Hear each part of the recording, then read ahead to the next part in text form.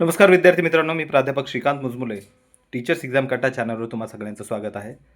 चॅनलला पहिल्यांदाच भेट देत असाल तर सबस्क्राईब करून घ्या, जेणेकरून शिक्षक भरती संदर्भातील आणि स्पर्धा संदर्भातील घडामोडी तुम्हाला लगेच कळून जातील.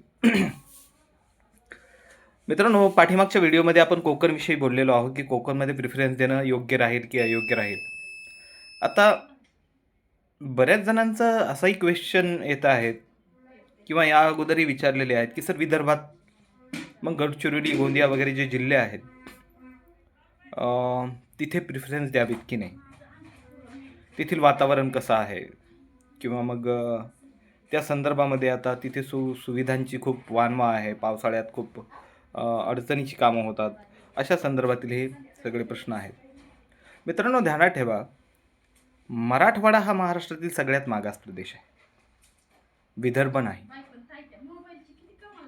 विदर्भ आर्थिक परिस्थितीच्या बाबतीमध्ये बऱ्यापैकी चांगली सुधारणा तिथे झालेली आहे.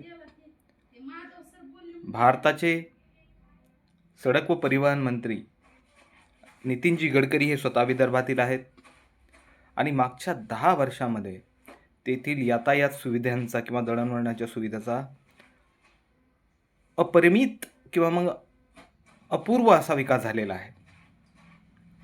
दुसरी गोष्ट, विदर्भामध्ये किंवा गडचिरोली गोंदिया भागामध्ये जो नक्षलवादाची समस्या होती, ती नक्षलवादाची समस्या जवळपास 90-95% आता संपुष्टात आलेली आहे आणि त्या नक्षलांचा शिक्षक वगैरे लोकसेवकांशी कुठलाही संघर्ष झालेली आत्तापर्यंत मी बातमी वाचलेली नाही.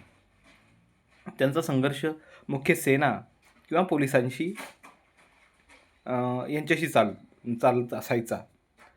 माननीय मुख्यमंत्री महाराष्ट्राचे हे सुद्धा विदर्भातीलच आहेत, नागपूरचे आहेत.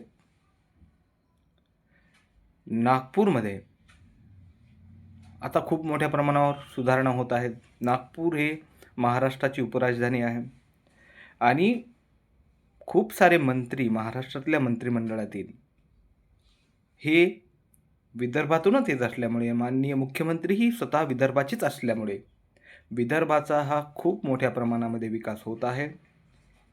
त्यामुळे हे जे गोंदिया गडचिरोली हे जिल्हे आहेत, तिथे आता पूर्वीसारखी परिस्थिती गावखेड्याच्या बाबतीत आहे, काही बाबतीमध्ये तिथेही सुधारणा होत आहेत आणि चांगले चांगले प्रशासकीय अधिकारी आता विदर्भाला लाभत आहेत. त्यामुळे विदर्भात प्रिफरन्स द्यावेत की नाही, हा प्रश्न सध्या गौण ठरलेला आहे. विदर्भसुद्धा निसर्ग सौंदर्याने भरलेला आहे, त्यामुळे विदर्भामध्येही प्रिफरन्स येत असतील आणि नोकरी ही गोष्ट अत्यंत महत्त्वाची आहे. तुमच्या विषयाच्या, तुमच्या वर्गाच्या व्हॅकन्सीज जर तिथे येत असतील तर विदर्भातसुद्धा प्रिफरन्स द्यायला काहीही हरकत नाही. आता दळणवळणाची साधने खूप मोठ्या प्रमाणात विस्तारलेली आहेत. मुळात बाहेर गेल्यानंतर घराची ओढ तुम्ही कुठे जरी गेला तरी लागणारच आहे. शासनाची धोरणं बदलली तर पुढे तुम्ही तुमच्या जिल्ह्यात, तुमच्या विभागात येऊ शकता. त्या दृष्टीने काही सकारात्मक निर्णय झालेलेही आहेत.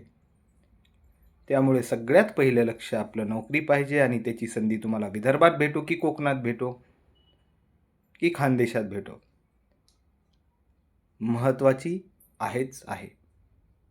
चॅनलला सबस्क्राईब केलं नसेल तर करून घ्या. धन्यवाद.